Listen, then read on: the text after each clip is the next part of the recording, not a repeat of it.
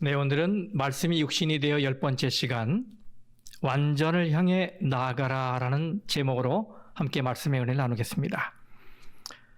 오늘 우리는 예수님의 산상설교 중에서 마태복음 5장의 마지막 부분을 연구하겠습니다.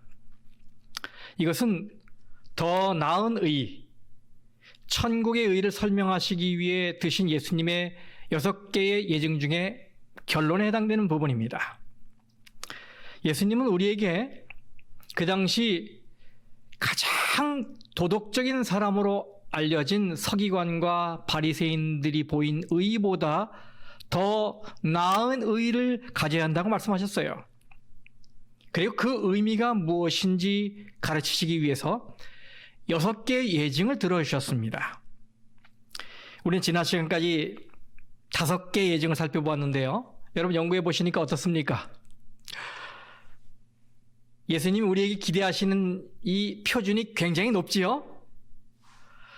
예수님은 우리에게 상대방에게 이 신체적인 상해를 가하지 않은 것으로 만족하지 말고 그의 감정까지도 다치지 않게 해라. 그리고 더 나아가서는 화해와 화목을 이루는 데까지 가라라고 말씀하셨습니다. 예수님은 우리가 육체적인 간음을 범하지 않은 것에 만족하지 않고 이 마음속에 음흉한 생각을 가지지 않는 데까지 나아가야 한다고 말씀하셨습니다.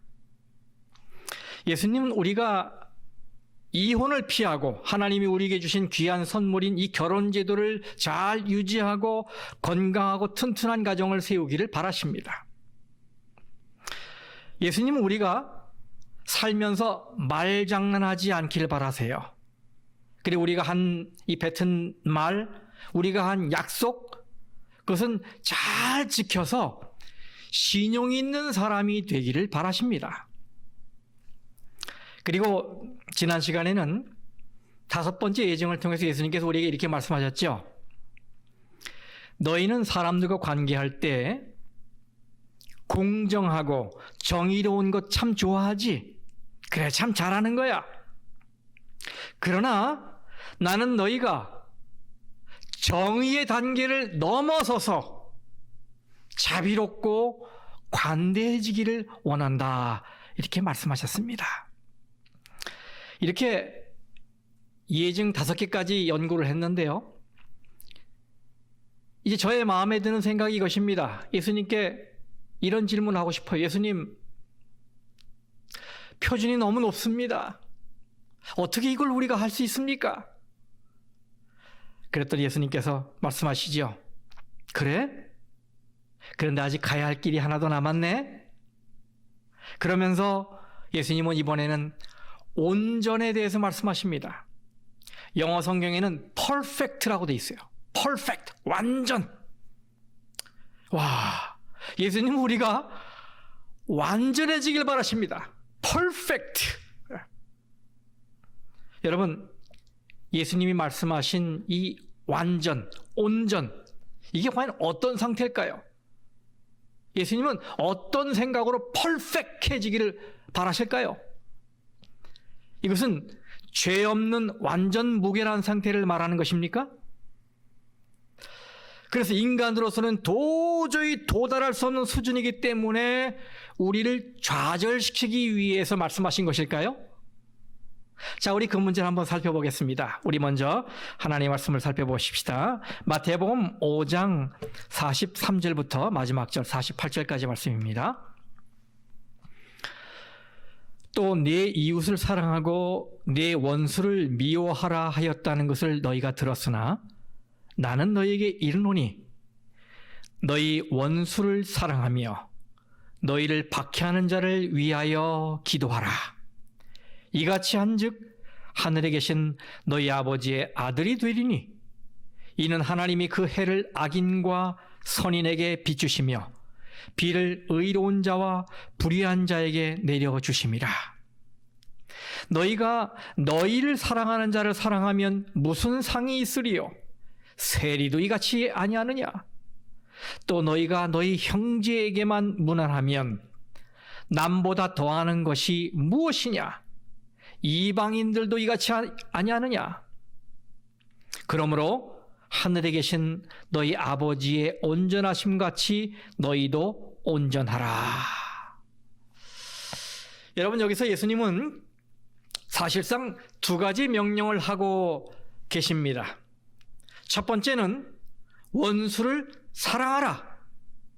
두 번째는 온전하라. 누구와 같이요? 네, 여기 말씀하셨죠? 하늘에 계신 너희 아버지의 온전하심 같이 너희도 온전하라. 여러분, 이 말씀의 의미를 바르게 이해하려면 먼저 용어 정의부터 할 필요가 있습니다. 용어를 정의하는 것은 말씀의 뜻을 분명하게 이해하는데 필수적이에요. 한 청년이 부흥 집회 갔습니다. 부흥사가 설교를 하는데 많은 교인들이 그 말씀을 듣고 감동을 받고 있어요. 그런데 이 부흥사가 설교 말미에 회중들에게 이렇게 말했습니다. 혹시 여러분 중에 특별한 문제가 있는 사람들은 내가 특별 기도를 해줄 테니까 앞으로 나오시기 바랍니다 하고 이 altar call, 이 단에서 초청을 했어요. 이 청년도 문제가 있어서 나갔습니다. 이제 앞에 쭉 줄을 섰는데 차례를 기다리고 있어요. 그러다가 시간이 지나서 이제 이 청년 차례가 됐습니다. 부흥사가 청년을 바라보며 말했습니다.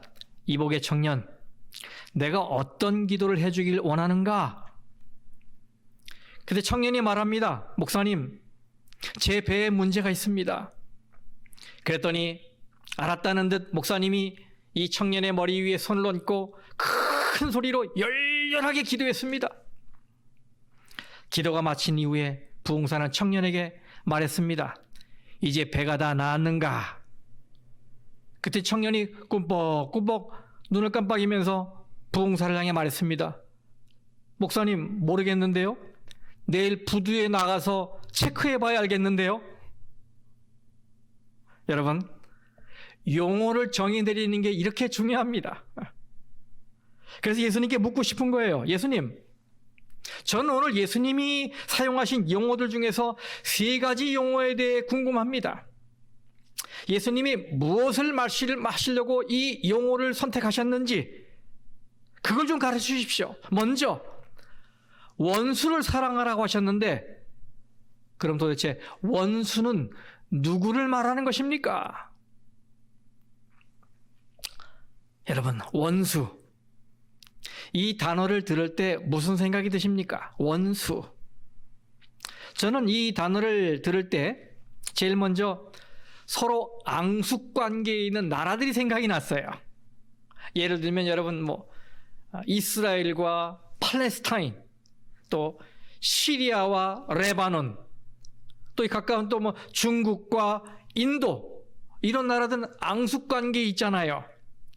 서로 지지 않기 위해서 언제나 치고받고 싸웁니다.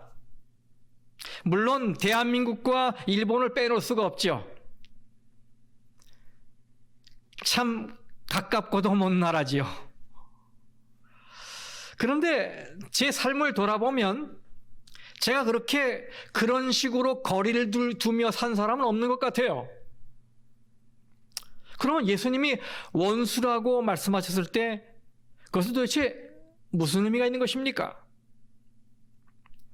어린 자녀 입장에서 생각해 보면 원수는 어쩌면 방과 후에 골목길에 기다리고 서 있다가 이 못살게 굴던 불량배일지도 모르겠습니다. 그래서 생각만 해도 이가 갈리고 주먹이 불끈 쥐어지는 그런 나쁜 녀석들 말이에요. 어쩌면 이 원수는 나를 이용해서 사기를 친 어떤 사람일 수 있어요. 혹은 억울하게 모함하고 이간질했던 어떤 사람일 수 있습니다. 정말 말도 안 되는 거짓으로 나를 욕보였던 어떤 사람일 수 있어요. 그를 떠올릴 때마다 가슴이 벌렁벌렁해지고 그저 몸소리 쳐지는, 이 생각만 해도 감정 조절이 잘 안 되는 어떤 사람, 그런 사람들이 원수일 수 있어요. 근데 예수님께서 오늘 말씀하시지요. 너희 삶의 주변에 네가 생각할 때마다 그렇게 불편하고 싫고 그리고 기분 나쁜 사람이 있다면 너는 그 사람을 어떻게 대하고 있느냐? 1987년에 나온 The Book of Questions라고 하는 책이 있어요. 이 질문의 책이라고 말할 수 있겠죠? 이 책은 그레고리 스탁이라고 하는 생물 물리학자가 쓴 한 200여 페이지 되는 책인데, 이 책은 제목 그대로 질문으로만 이루어져 있습니다. 아주 가벼운 질문으로부터 시작해서 인생의 딜레마를 느끼는, 또 대답할 때 아주 고민을 많이 해야 되는 그런 질문에 이르기까지 많은 다양한 질문들로 이루어져 있어요. 그리고 이 질문을 읽고 답을 하게 되면 나 자신과 타인에 대해서 많은 것들을 깨닫게 되는 그런 질문들입니다. 그런데 이 질문들 중에 11번째 질문을 제가 여러분에게 소개해 드리고 싶습니다. 자, 당신이 어떤 사람을 머릿속에 생각하고는 입으로는 굿바이, 안녕, 잘가 하고 2번만 말하면 그 사람이 죽게 되는 놀라운 힘이 당신에게 주어졌다. 사람들은 자연사로 죽을 것이고 아무도 당신을 의심하지 않을 것이다. 그렇다면 혹시라도 당신이 이러한 힘을 사용하게 되는 경우가 있을까? 여러분, 무시무시한 질문이죠? 네. 여러분, 혹시 이 질문을 들었을 때 떠오르는 얼굴이 있으십니까? 혹시 떠오르는 이름이 있으세요? 혹 여러분은 그 사람의 이 삶에 큰 고통이 찾아오면 좋겠다라고 생각하는 어떤 분이 있으십니까? 그의 직장 생활에, 그의 결혼 생활에, 그의 가정에 큰 어려움이 좀 있으면 좋겠다. 여러분은 그 사람을 생각하는 것만으로도 그 사람을 그런 처지에 빠뜨리게 할 수 있다면 그런 생각이 드는 사람이 있으십니까? 여러분은 그 사람이 경제적으로 큰 어려움에 빠지면 좋겠다고 생각되는 사람이 있으십니까? 그저 그의 이름을 생각하는 것만으로 이 책에 말한 대로 굿바이, 굿바이 2번만 하면 그 일이 이루어질 때 과연 그를 사용하는 경우가 있을까요? 도대체 원수는 누구를 가리키는 것입니까? 이 미국의 작가 칼 샌버그는 이런 말을 했어요. 이웃을 자신처럼 사랑하십시오. 하지만 울타리를 쓰러뜨리지는 마십시오. 무슨 말입니까? 조심하라는 말이에요. 이웃을 사랑은 하되 어느 정도 선은 유지하라, 이런 말이에요. 넘어오게 하진 말라. 또 영국의 작가이고 철학자이고 이 평신도 신학자인 길버트 체스터턴은 이런 말을 했어요. 성경은 우리에게 이웃을 사랑하고 또한 원수를 사랑하라고 말합니다. 그것은 그들이 아마도 같은 사람들이기 때문일 겁니다. 참 재미있는 얘기잖아요. 네. 이웃과 원수는 같은 사람이다. 이제 그렇게 생각하는 거예요, 사람들이. 여러분, 원수는 누구를 가리키는 것일까요? 네. 그 사람은 어쩌면 내 삶의 영역에 들어오지 못하도록 밖으로 밀쳐내고 싶은 사람일 것입니다. 그 사람하고는 말을 섞기도 싫고 그 사람과는 만나기도 싫은 그 어떤 사람, 그런 사람을 가리킬 수 있어요. 그렇다면 여러분, 그런 원수가 머리에 떠오를 때 여러분은 어떻게 하십니까? 우리가 그런 사람들을 어떻게 다뤄야 할까요? 나르바에자라고 하는 스페인 애국자가 있었습니다.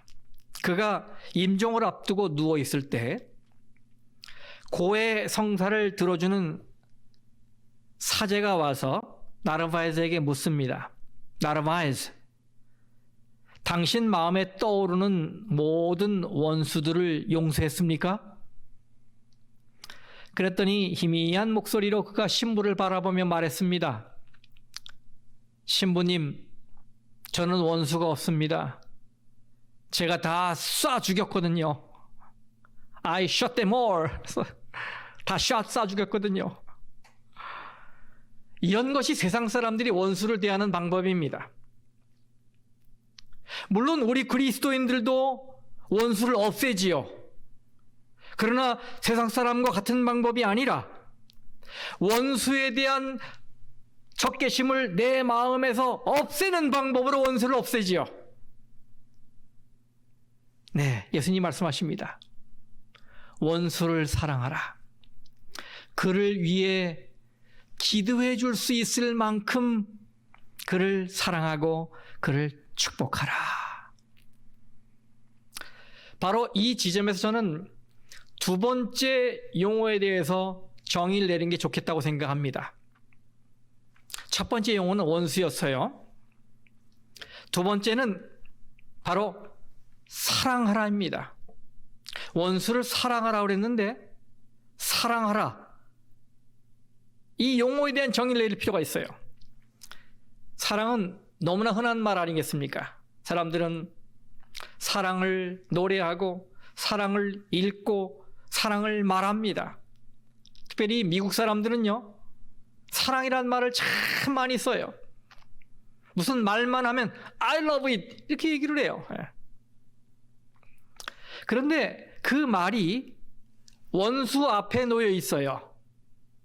원수를 사랑하라. 원수를 사랑하라.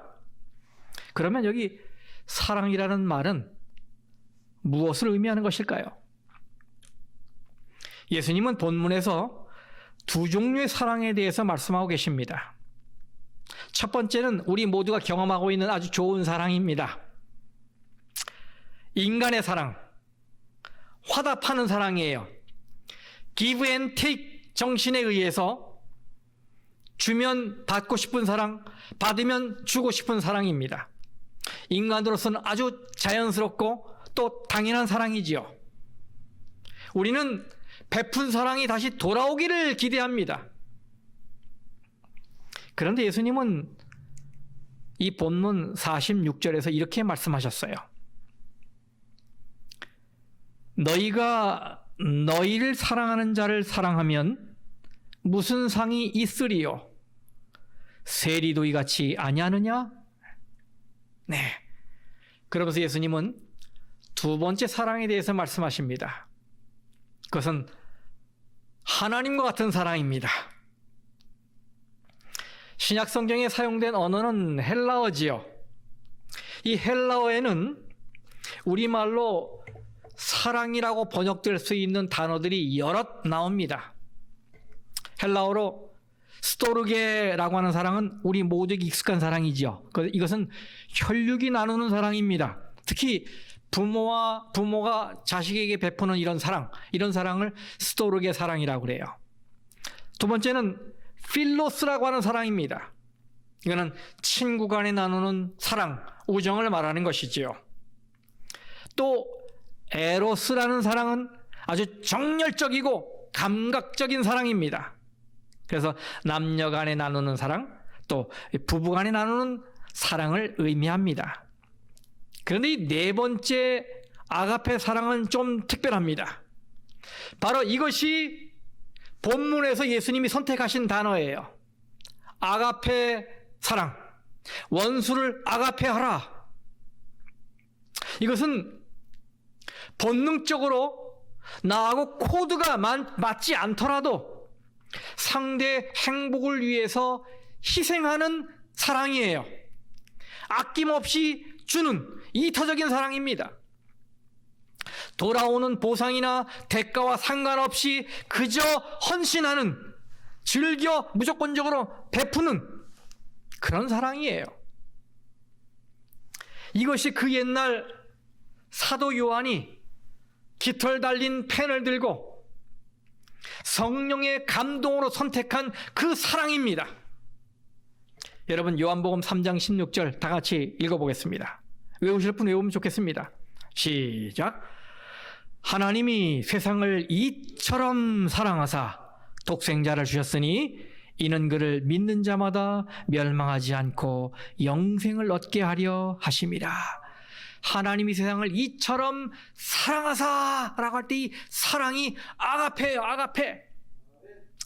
구별하지 않는 사랑이지요. 그래서 본문에 뭐라고 그랬습니까? 5장 45절에 이는 하나님이 그 해를 악인과 선인에게 비추시며 비를 의로운 자와 불의한 자에게 내려주심이라 말씀하셨어요. 이런 사랑을 가르치신, 산상설교에서 가르친 예수님은 어느 날 그 원수의 잔혹한 박해에 직면하셨을 때 아버지여 저들을 사하여 주옵소서 자기들이 하는 짓을 알지 못하나이다 라고 기도하셨어요. 예수님은 이 사랑을 실천하셨죠. 이것이 바로 내가 어떻게 생각하느냐에 상관없이 상대의 행복, 상대를 위해 베푸는 사랑이에요. 이것이 바로 예수님이 말씀하신 두 번째 사랑입니다.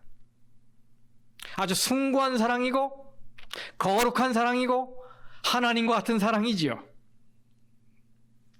하지만 누군가 이렇게 반문할 수 있어요.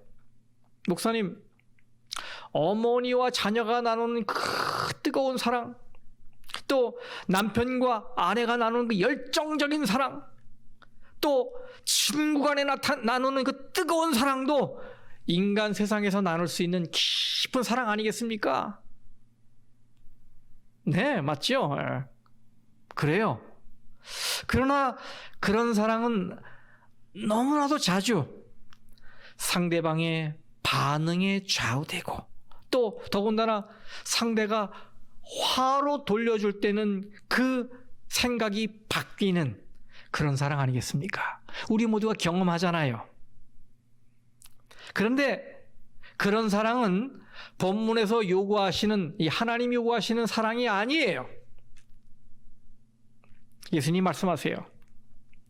네 원수를 아가페 사랑으로 사랑하라. 제가 이 말씀을 대할 때 예수님에게 이렇게 질문하고 싶어요.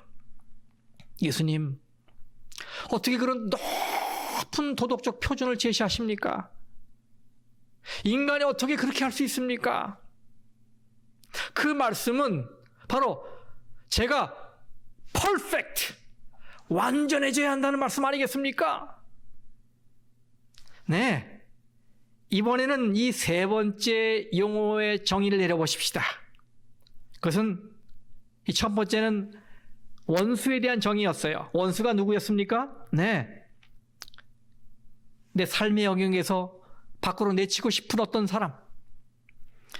그리고 쉽지 않은 일이지만 내 기분에 상관없이, 그리고 상대의 반응에 상관없이 내 선택에 의해 원수를 사랑해야 한다는 것도 알게 됐어요. 그것은 나에게 해코지 않은 사람을 위해서라도 기도할 정도로 그를 위하라는 그런 말씀이었죠. 그런데 이 세 번째 용어는 온전입니다. 온전. perfect. 여러분, 이 온전은 어떤 의미가 있는 것일까요? 도대체 무슨 말입니까? 다시 그 말씀을 좀 읽어보겠습니다. 마태복음 5장 48절에 그러므로 하늘에 계신 너희 아버지의 온전하심과 같이 너희도 온전하라. 특별히 우리 이 재림교인들은 온전 혹은 이 완전이란 말에 대해 할 말이 많은 사람들입니다. 옛날 한국교회 상황을 돌이켜보면요, 아주 보수적인 신앙을 가진 부모 밑에서 자란 자녀들은 자라면서 소위 perfectionism, 완전주의라는 문제로 신앙의 혼란을 경험하기도 했습니다.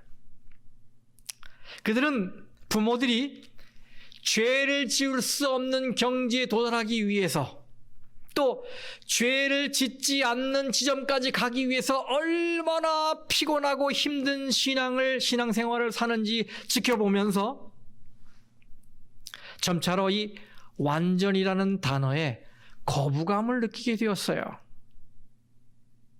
어떤 사람들은 완전이라는 단어만 들으면 무서워하기까지 합니다. 그렇다면 여러분, 예수님이 말씀하신 이 온전, 완전이란 도대체 무엇을 말하는 것입니까? 과연 그것은 죄를 다 씻었기 때문에 죄 없는 상태를 말하는 것입니까? 아니면 죄의 충동이나 유혹조차 느끼지 않는 이 본성의 완전을 말하는 것입니까? 도대체 예수님은 여기서 무엇을 말씀하시려고 이 말을 쓴 것입니까?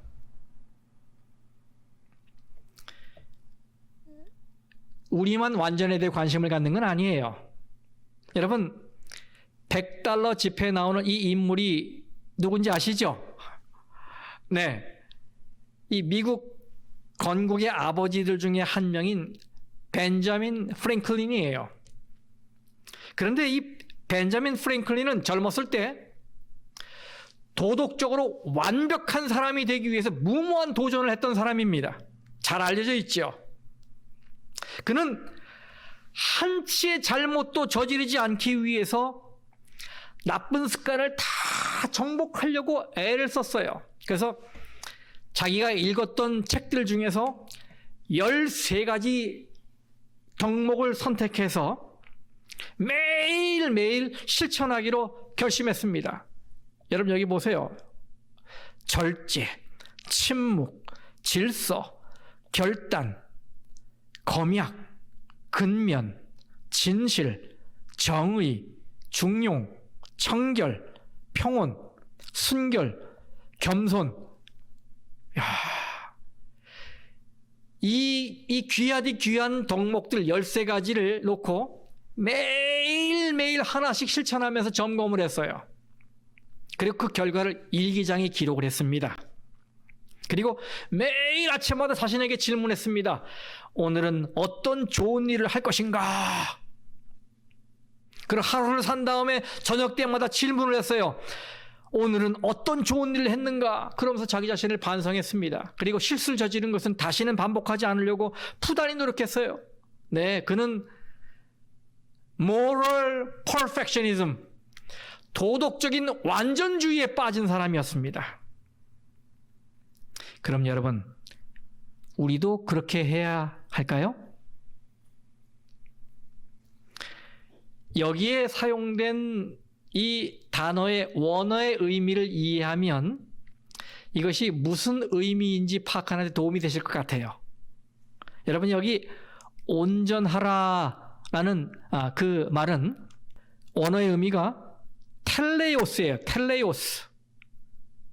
이 말의 의미는 일과 관련해서는 목표 달성, 또 성취, 완성의 의미이고 사람과 관련해서는 full grown, mature 이란 성숙의 의미입니다. 어떤 것이 의도했던 것에 도달하면 텔레오스, 온전 혹은 완전이라고 말을 했어요. 그러면 여러분 오늘 말씀에서 이 온전하라, 이것은 문맥상 어떤 의미일까요? 예를 들면 이런 것입니다. 셰프, 요리사가 음식에 들어갈 재료를 아주 신중하게 고릅니다. 자기가 내고 싶은 맛이 있기 때문이지요. 그는 정성을 다해 그거 가지고 요리를 했어요. 그리고 아주 멋진 요리를 만들어내고 자기 뜻대로 맛이 나왔는지 이제 맛을 봅니다. 그리고는 자기가 처음 의도했던 요리가 완성되었다는 사실에 기뻐하면서 말을 합니다. 완벽해. 영어는 perfect 이렇게 말을 해요. 또 이것은 이런 의미예요. 음악가가 곡을 만듭니다. 아주 심혈을 기울여서 곡을 완성을 했어요. 그리고 연주가에게 그 곡을 연주하도록 합니다. 근데 연주가 되는 동안에 이 음악가는 자신이 의도했던 그 음악이 나오는 것을 들으면서 마음의 기쁨이 충만해서 말합니다. 그래, 완벽해, 퍼펙트. 여러분, 이렇게 하니까 예수님께서 말씀하신 이 온전의 의미가 무엇인지 좀 감이 잡히시죠? 네. 본래 의도했던 것이 이루어지면 그것이 perfect, 온전, 완전인 거예요. 여러분, 창세기 1장과 2장을 읽어보면 하나님께서 우리 인간을 당신의 형상으로 창조하셨다고 말씀하고 있잖아요. 우리는 하나님을 닮은 사람들입니다. 여기 부조와 선지자 45쪽에 보면 사람은 외모나 품성에 있어서 모두 하나님의 형상을 지니게 될 것이었다고 되어 있어요. 예, 이 모습이나 품성이 누굴 닮았어요? 네, 하나님을 닮았어요. 그렇게 당신을 꼭 닮은 인간을 창조하신 다음에 하나님께서 심히 좋았다고 말씀하고 있어요. So good, 심히 좋았다고 말씀하고 있습니다. 그때 우리 인간은 완전했습니다. 퍼펙트했어요. 그러면 이 본문의 문맥에서 우리가 닮아야 할 하나님의 품성은 무엇입니까? 네, 하나님은 차별 없는 사랑, 편견 없는 사랑으로 원수를 사랑하십니다.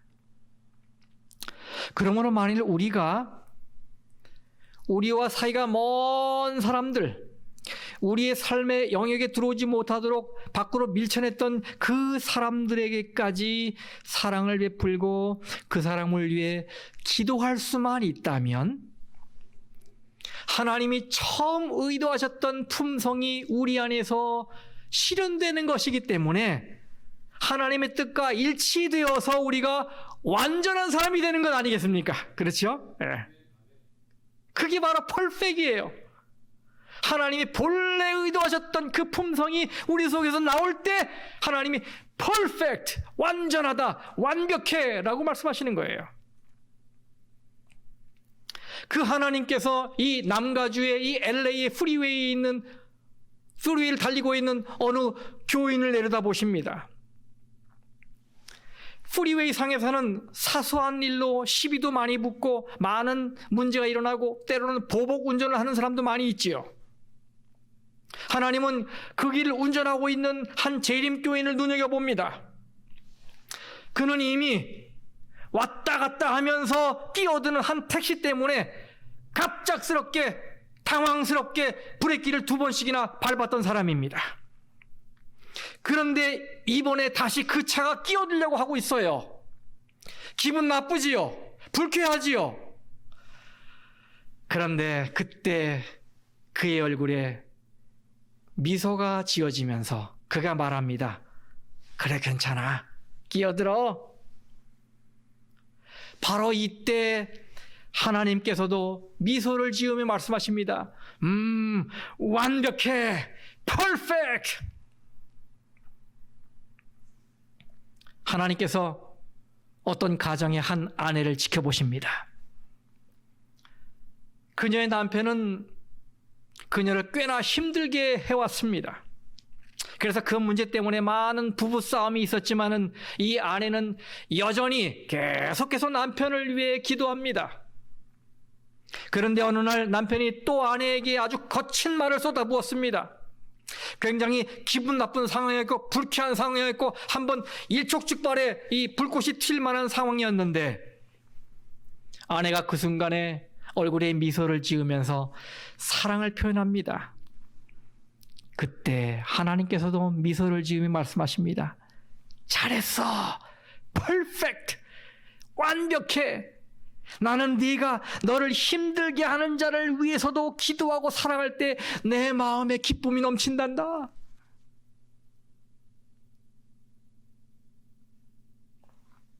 하나님께서 한 교회를 굽어보십니다. 모두가 어려운 때에 여느 교회들처럼 이 교회가 몸집 불리기에 몰두하지 않고 불우한 사람들 명단을 찾아내서 그들을 위해 기도해주고 그들에게 사랑을 베풀려고 부단히 애를 쓰는 모습을 보고 하나님이 미소를 지으며 말씀하십니다. 그래, 잘했다, 퍼펙트, 완벽해.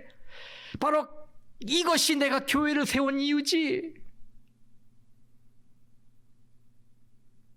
성도 여러분, 예수님께서 온전하라고 하신 이 말씀의 의미를 이해하시겠죠? 이것은 죄 없는 상태를 말하는 것이 아닙니다.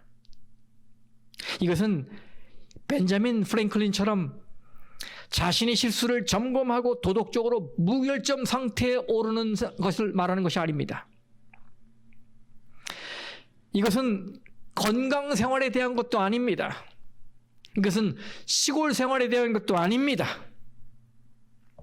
이것은 내가 어떻게 느꼈는지에 상관없이 상대가 그럴 만한 가치가 있는지에 대해 상관없이 그를 사랑하기로, 그를 위해 기도해 주기로, 그를 축복하기로 선택하는 것입니다, 여러분.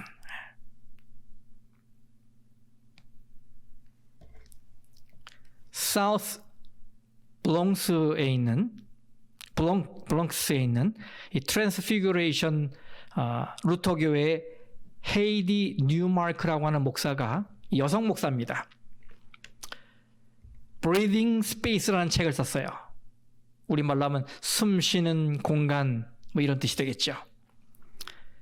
이 책에 그녀가 경험한 한 이야기가 적혀 있는데요. 이렇습니다. 제가 읽어드릴게요. 가정 방문 때문에 그리고 방과 후 문을 열었기 때문에 이웃 아이들은 계속 교회로 몰려들었다. 많은 아이들이 부모와 동행하지 않고 일부는 걸어서 왔고 일부는 우리가 태우고 왔다. 내가 주일학교를 위해 샨나를 데리러 갔을 때 그 아이는 울고 있었고 옷에 피가 묻었다. 그 아이가 말했다. 제 삼촌 조가 그랬어요. 나는 샨나의 가족이 조 삼촌과 그의 마약 중독 때문에 변화를 겪고 있다는 것을 알았다.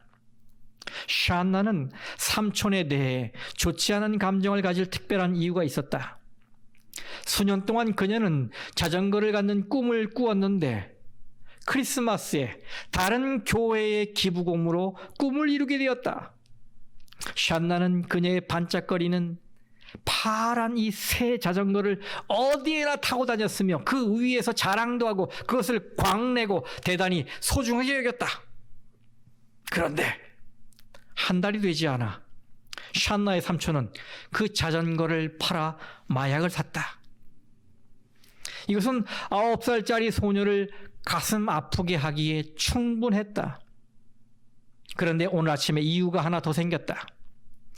조 삼촌이 티셔츠를 입고 집에 들어왔는데 그 티셔츠에는 마약에게 노라고 말하시오 라는 문구가 새겨져 있었다. 샨나는 말했다. 삼촌은 왜 티셔츠에 있는 걸 읽지 않으세요? 그 일로 삼촌은 그녀를 때렸고 샨나는 코피가 났다. 그녀가 일요일에 입는 드레스의 하얀색 컬러와 노란색 레이스는 엉망이 되었다. 깨끗한 곳은 없었고 다들 잠자리 든 시간이라 우리는 그 아이의 선생이 핏자국을 씻어주었던 교회로 갔다. 개인 기도 시간이 되었을 때 샨나의 음성은 나팔 소리처럼 밝고 명쾌하게 들렸다. 저의 조 삼촌을 위해 기도합니다, 주님. 삼촌은 주님의 도움이 필요해요. 제발요, 예수님.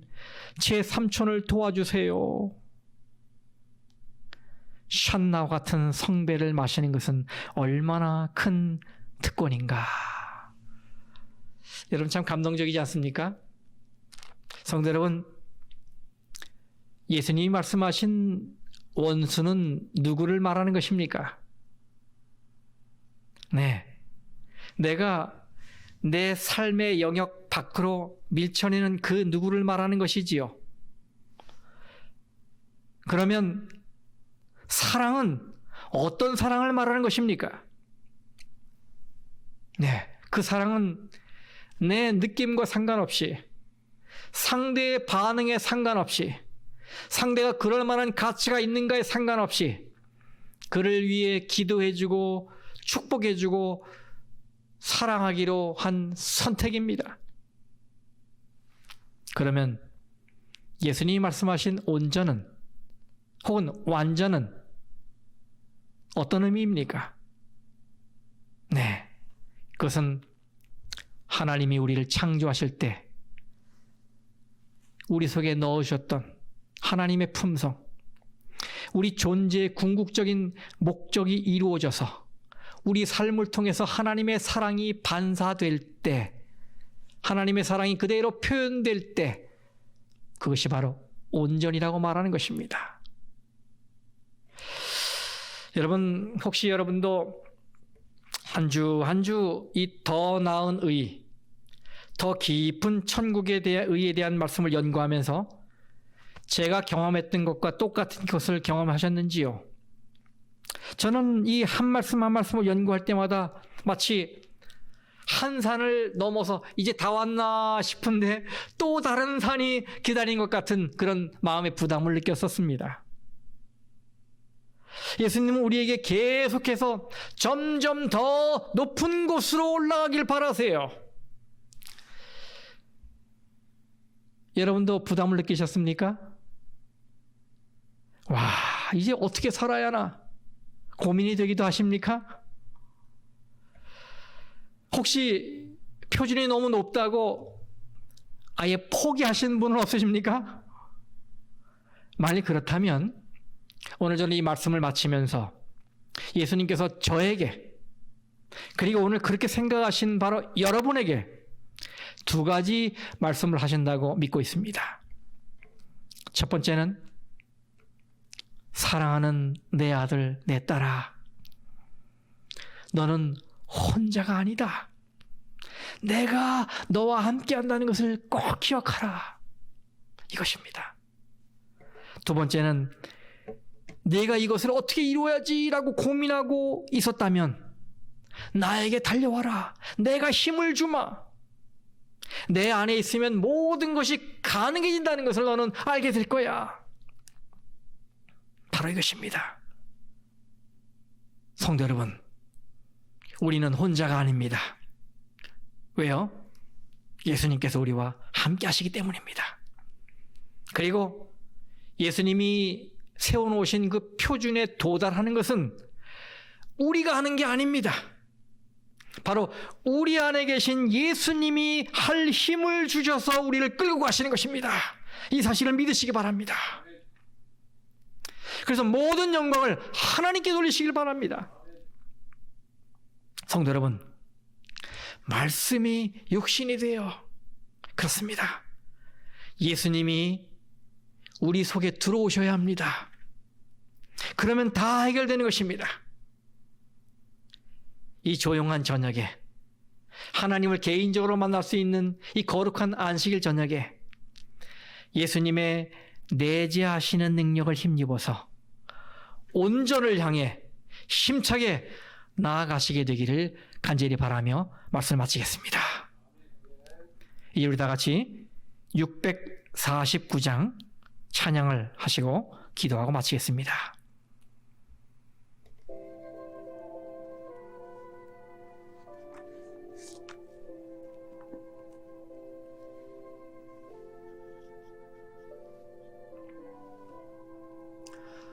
옳게 하라 진실되라 내 할 일 아무나 못하리니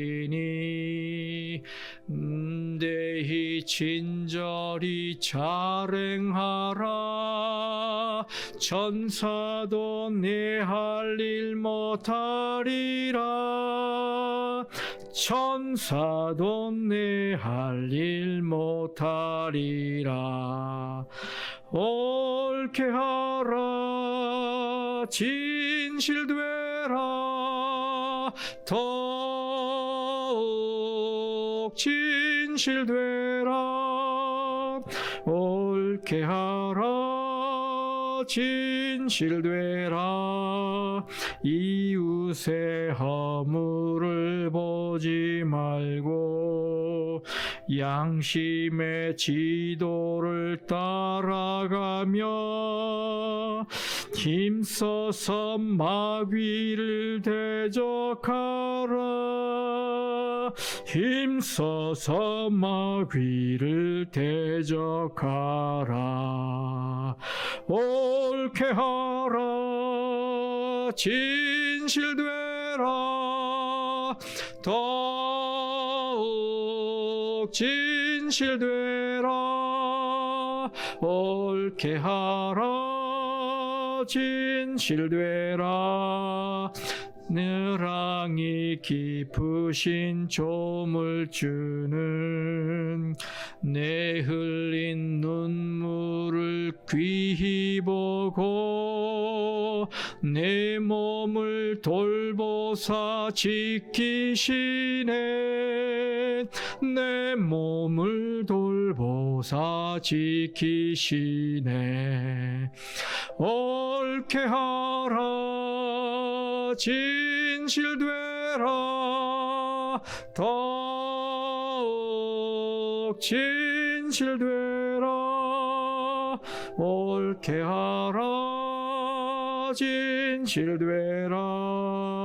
주 예수 내 앞길 인도하사 천성에 이르게 하시리니 바르고 참되게 행하여라. 바르고 참되게 행하여라. 옳게 하라. 진실되라. 더욱 진실되라.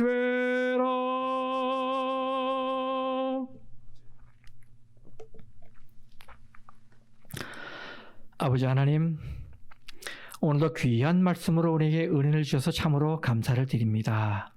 오늘 말씀을 들으며 처음에는 마음에 부담이 있었고 어떻게 그 표준에 도달해야 되나 걱정투성이었지만은 말씀을 마치고 나니 이 모든 것은 우리 스스로 하는 것이 아니라 우리 속에 내재하시는 예수님께서 해주시는 것임을 알게 되어 감사를 드립니다.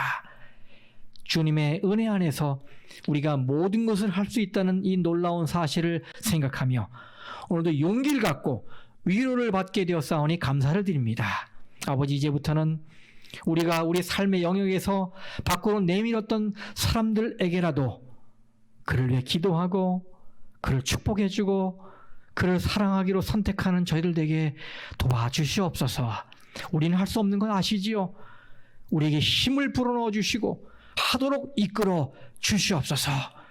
그래서 주님이 우리를 창조하실 때 의도하셨던 그 사랑의 품성을 우리의 삶의 현장에서 그대로 드러내서 하나님께 영광을 돌리는 우리 모두가 되게 도와주시옵소서. 이 거룩한 안식일 저녁에 우리 성도님들의 마음마다 하늘의 평화가 가득 임하도록 도와주시고 그들의 삶을 축복해 주시옵소서. 하나님을 만나며 거룩한 기쁨에 충만한 안식일 되도록 역사해 주시기를 우리 구주 예수님의 이름으로 간절히 축원합니다. 아멘.